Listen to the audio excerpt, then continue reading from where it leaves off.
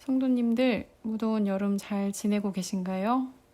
무더위 가운데 사이다 같은 말씀과 기도로 소목교회 큐티 방송 시작하겠습니다. 먼저 기도하겠습니다. 주님, 출애굽기의 마지막 재앙의 말씀 묵상을 통해 오늘 우리에게 주시는 주님의 마음 알기를 원합니다.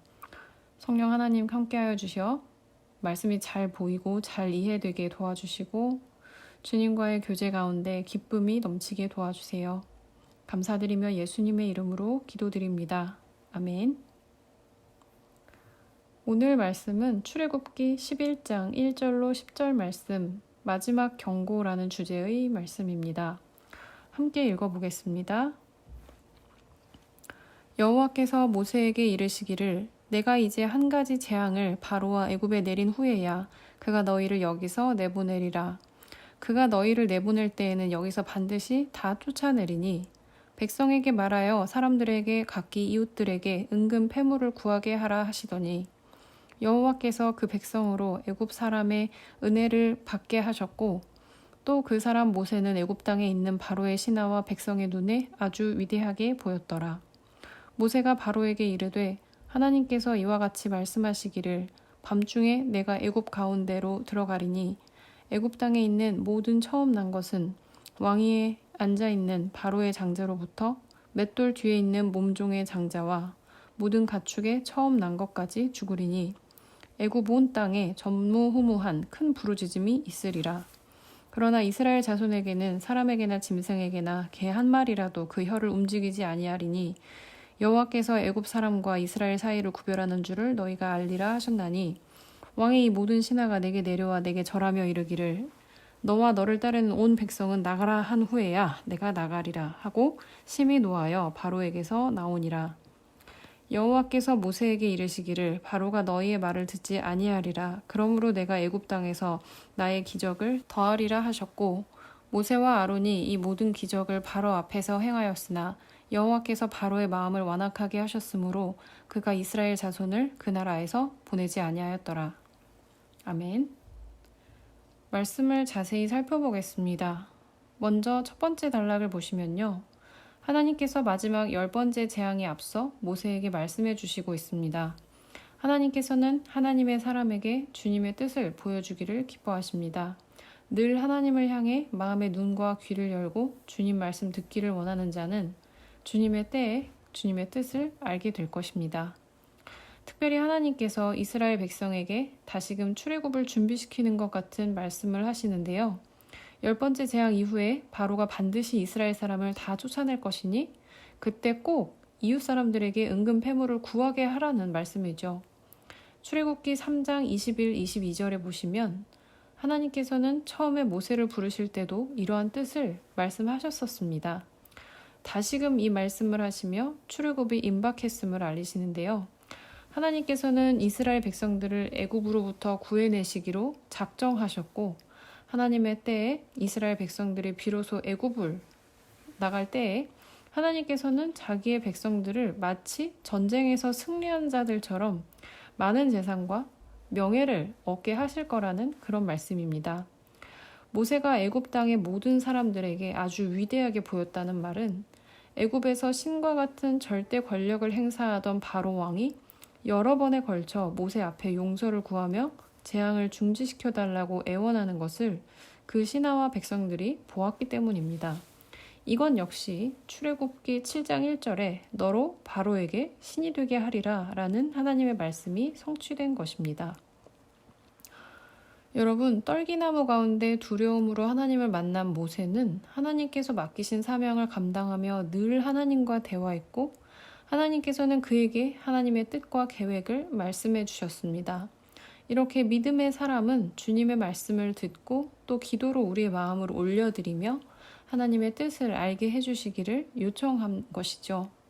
하나님께서 우리에게 맡기신 우리의 인생이 하나님께서 주신 사명이라면 우리는 하나님이 하시는 말씀을 듣고 또 하나님께 물어보며 인생을 살아가야 잘 살 수 있을 것입니다.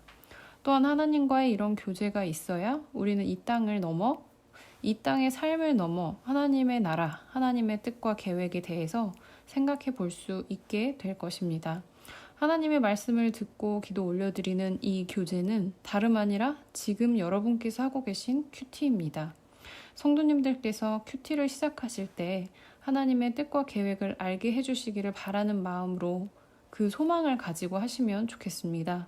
우리의 삶은 참 분주하지만 그 가운데 하나님을 잃어버리지 않고 길을 잃지 않고 주님을 바라고 의지하는 길은 하나님과 교제하며 살아가는 그 방법뿐입니다.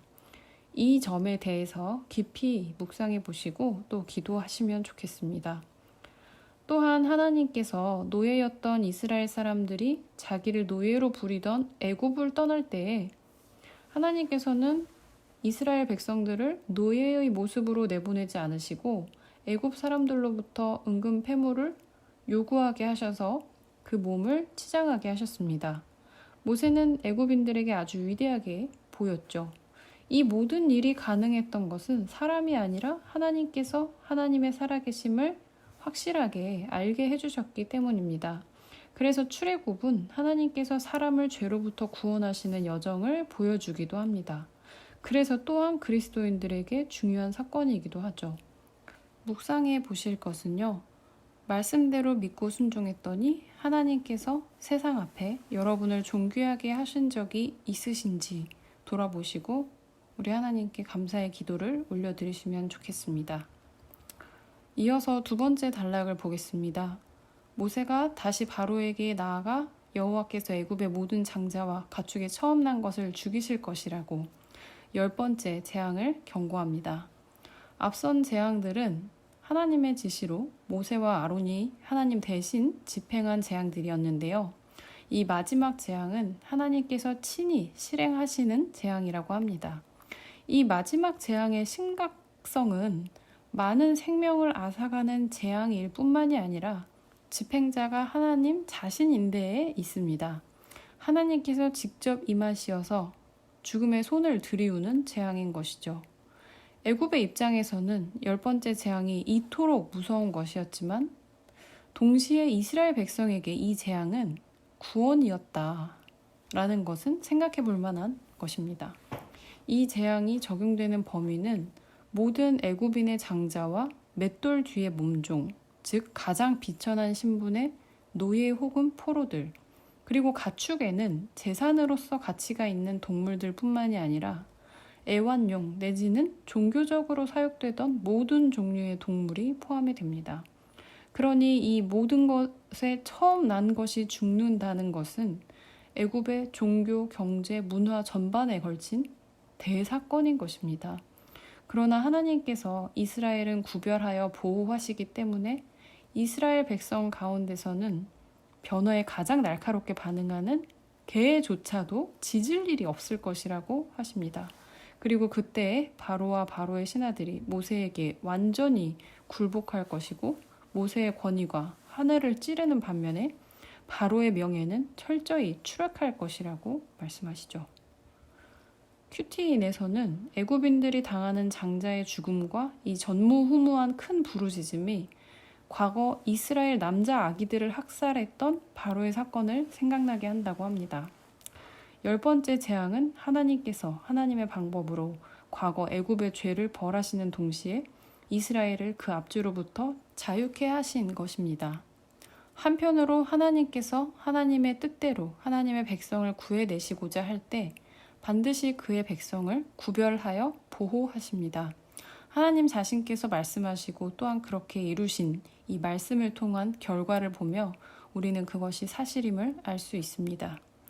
혹시 우리는 하나님을 믿지 않는 사람처럼 하나님을 믿거나 혹은 믿지 않는 어떤 사람에게 큰 부르짖음을 초래한 적이 있나요? 돌아보시면 좋겠습니다. 하나님께서 그 일을 잊지 않으시고 벌하신다는 오늘 말씀을 곰곰이 생각하시며 생각나게 해주신 일을 그냥 넘기지 마시고 오늘 이 시간 회개하시면 좋겠습니다. 그리고 회개의 열매를 맺으시길 바랍니다. 세 번째 단락을 보겠습니다. 하나님께서는 모세가 분노로 10번째 재앙을 경고했음에도 바로가 모세의 말을 듣지 않을 거라고 하셨습니다. 이 단락의 말씀은 지금까지 전개되었던 출애굽 전까지의 모든 상황을 개괄적으로 요약하는 말씀이고요. 출애굽기 7장 8절에서 시작되어 지금까지 계속되어 온 모세와 바로 사이의 협상이 종지부를 찍게 되었음을 확인시켜주는 말씀입니다. 또한 바로가 모세의 요구를 듣지 않을 거라는 하나님의 예언이 성취되었다는 걸 다시 한번 상기시켜주고요. 아울러서 10번째 장자의 재앙이 불가피했다는 그것도 암시해 줍니다. 여러분, 출애굽 이야기는 사람의 구원 이야기와 함께 생각해 볼 수 있습니다. 사람이 하나님의 작정으로 시작해서 죄에서 자유함을 얻을 때 그 일을 가능하게 하는 것은 사람이 아닌 하나님이십니다. 그리고 하나님의 그 택하심으로 죄를 떠나는 사람에게는 늘 바로와 같은 압제가 반드시 따릅니다. 혹시 하나님께 더 헌신하려고 마음 먹었을 때 꼭 방해하는 사람이 있지 않으셨나요? 누군가를 전도하려고 할 때 전도를 방해하는 사람이 꼭 있지는 않으셨는지요? 그것은 지극히 당연한 일입니다. 그러니 그때 우리가 생각하고 행해야 할 것은 하나님의 때가 이르렀으니 포기하지 않아야 하는 것입니다. 보라 지금은 은혜 받을 만한 때요 보라 지금은 구원의 날이로다 하는 고린도후서 6장 2절 말씀처럼 출애굽 구원에 따르는 고난과 고통을 바로 주님을 의지하여 잘 견뎌내고 고난을 주는 사람마저도 하나님과 화목하게 되도록 노력하는 것이 이미 구원을 얻은 우리의 역할이라 하겠습니다. 여러분 자신과 여러분이 기도하는 한 영혼의 출애굽 구원을 위해 완악한 바로의 역할로 수고하는 사람이 누구신지 생각해 보시고 오늘 묵상하신 모든 사람을 두고 기도하시면 좋겠습니다. 그럼 이어질 여러분의 묵상을 위해서 기도해 드리겠습니다. 주님, 출애굽의 10가지 재앙을 통해 우리 하나님의 하나님 되심을 묵상하고 바로의 모습으로 우리의 모습을 돌아보며 출애굽 이야기로 사람의 구원의 여정을 생각해 보게 하시니 감사드립니다. 말씀과 기도로 주님과 교제하며 하나님의 뜻을 알아가는 길로 우리를 인도하여 주시고 오늘 큐티 묵상을 통해 주를 위하여 세상을 살지만 하나님께서 하나님의 백성을 늘 구별하여 지키신다는 것을 믿고 담대하게 하나님 기뻐하시는 일을 행하며 사는 저희가 될 수 있도록 도와주세요. 오늘 하루도 주님의 말씀을 의지하여 기쁨으로 감당하기를 원합니다. 지금 어떤 상황에 처해 있을지라도 결국 우리를 선한 길로 인도하실 것에 감사드립니다. 예수님의 이름으로 기도드립니다. 아멘.